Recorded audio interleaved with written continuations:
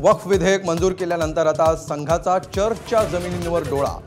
संघाचं मुखपत्र ऑर्गनायझरच्या लेखावर बोट ठेवत इंडिया आघाडीच्या नेत्यांचा आरोप।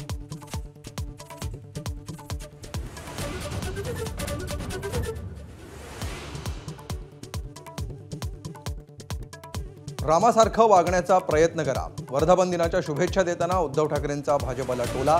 भाजप देशभरात धर्मात विष कालवत असल्याचाही आरोप।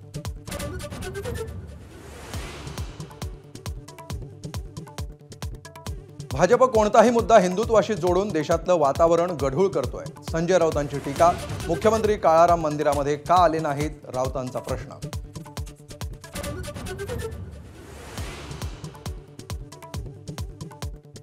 बारामतीत माझ्या एवढं काम करणारा आमदार यापुढेही मिळणार नाही। अजित पवारांनी शरद पवारांना चिमटा काढल्याची राजकीय वर्तुळात चर्चा।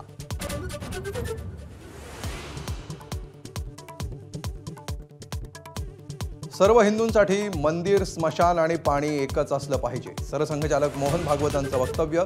भारतातील मुस्लिमांनाही हिंदू समुदाय सामावून घेत असल्याची भूमिका।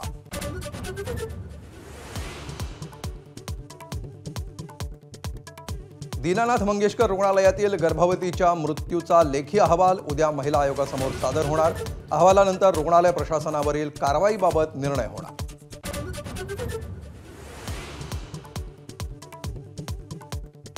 शेतकऱ्यांच्या भावना दुखावल्या असतील तर दिलगिरी व्यक्त करतो। कर्जमाफीवरून वादग्रस्त वक्तव्य करणाऱ्या कृषी मंत्री माणिकराव कोकाटे यांची माघार।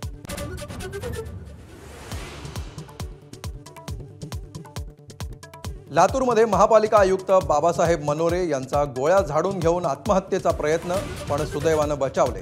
टोकाचं पाऊल उचलण्यामागे कारण अजूनही अस्पष्ट।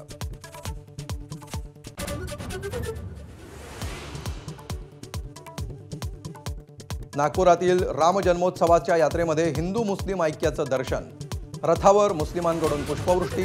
फडणवीस आणि गडकरींनी ओढला रथ।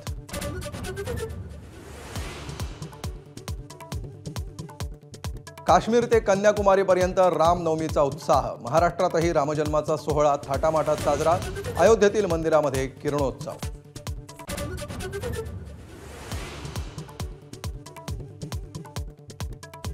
जहाज येताच लिफ्टप्रमाणे वर उचलल्या जाणाऱ्या पंबन रेल्वे पुलाचं पंतप्रधानांच्या हस्ते उद्घाटन। तर रामेश्वरम ते तामराम रेल्वेलाही हिरवा झेंडा दाखवला।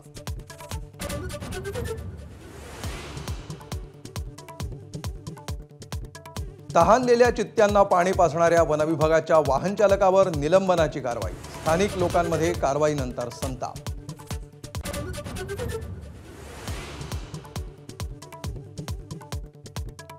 ट्रम्प सरकारच्या धोरणांविरोधात अमेरिका रस्त्यावर। सर्व 50 राज्यातल्या 1200 शहरांमध्ये अभूतपूर्व निदर्शनं। मस्क अँड ट्रम्प मस्ट गोच्या घोषणांनी परिसर दुमदुमला।